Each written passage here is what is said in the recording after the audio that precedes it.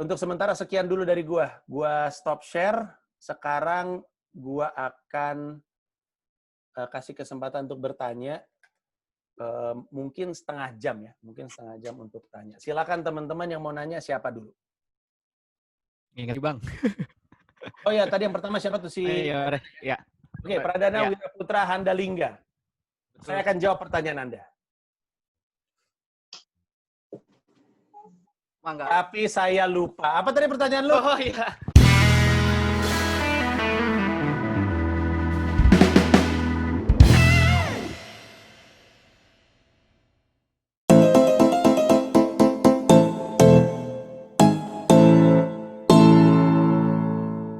Ya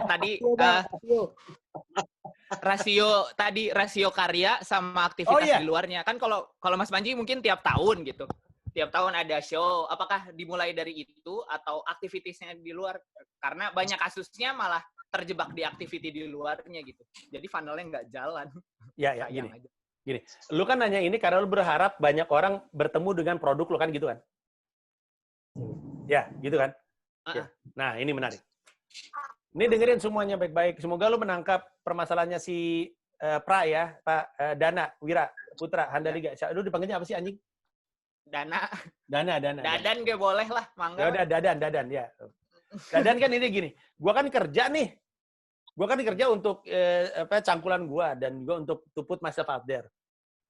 Tapi gue juga butuh waktu untuk bikin karya nih. Kalau gue terlalu banyak beraktivitas, gue nggak ngembangin si karya gue nih. Nanti nggak banyak yang tahu dan gue nggak bisa hidup dari yang gini. Pertama-tama jangan buru-buru langsung ke sini ya guys. Karena kita butuh waktu untuk ini bagus.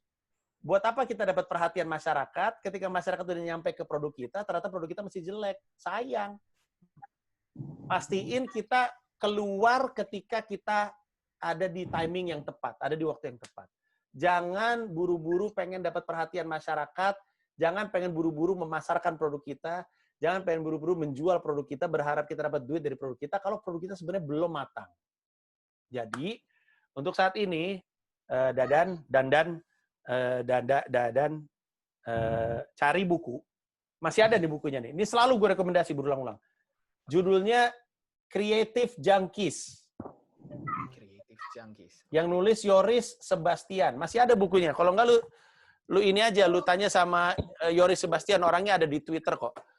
Orangnya ada di Twitter.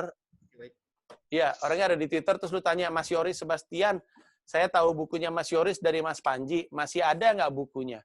Kalau masih ada, lu minta aja langsung sama dia. Kalau misalkan nggak ada, ya berarti lu sial. Ya, sedih lah. Iya, sedih. Ya, baik. Tapi di buku itu ada prinsipnya yang Yoris ceritain, namanya prinsip 70-20-10. 70 dari resource lu, 70% dari resource lu, waktu, tenaga, uang, itu lakuin aja untuk yang stabil, untuk yang aman. Entah itu sekolah, entah itu kerja, lakuin aja itu. 20%-nya adalah untuk passion lu, untuk karya lu, atau untuk bisnis lu. 10%-nya untuk eksperimen.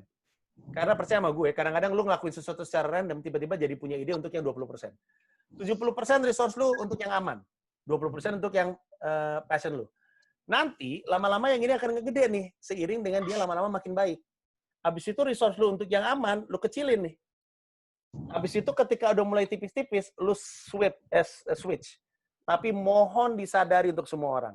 Ketika lu switch, penghasilan lu mungkin akan turun dari biasanya. Karena tadi kan 70 nih. Misalnya lu kerja ya, misalnya si Pradana ini dia bikin jingle iklan misalnya Pradana ya. 70% waktu lu nih untuk jingle iklan nih, tapi lu masih producing lagu. Ya kan? Nanti producing lagu lu nih makin lama makin bagus, makin gede, reputasinya makin tersebar. Abis itu lu kurangin waktu lu di ngantor, abis itu lu switch. Tapi lu mesti sadar ketika lu switch, ketika lu mulai hidup dari music making, dari producing, duit yang lu terima ini nggak sebesar ini. Kenapa? Karena kan lu baru switch dari 50 ke 51 tuh barusan tuh. Jadi duitnya masih kecil dulu. Lu mesti ready sama ini. Jangan shock tiba-tiba penghasilan lu kurang. Switching ke passion, switching ke karya atau switching ke bisnis dari yang aman, itu datang dengan resiko. Resikonya itu adalah kemungkinan kayak perekonomian lu tidak sestabil ketika lu punya kerjaan aman. Tapi itu buku bagus sekali untuk membantu lu. Moga-moga Yoris masih punya, dan kalaupun Yoris sudah nggak ada cetakannya, gue asumsikan Yoris punya semacam podcast atau e-book yang dia bisa bantu. Ya, Pradana ya, makasih banyak. Siap.